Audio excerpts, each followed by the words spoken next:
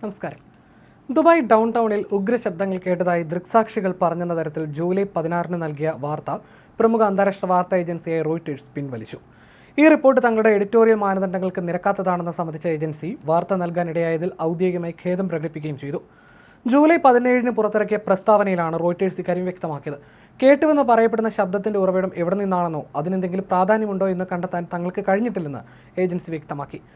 Thomson Reuters trust തങ്ങൾക്ക് കീഴിലുള്ള നിഷ്പക്ഷവും വിശ്വസനീയമായ റിപ്പോർട്ടിങ്ങിനായിട്ടുള്ള പ്രതിബദ്ധത മുൻനിർത്തിയാണ് വാർത്ത പിൻവലിച്ചതെന്ന് ഏജൻസി വ്യക്തമാക്കി.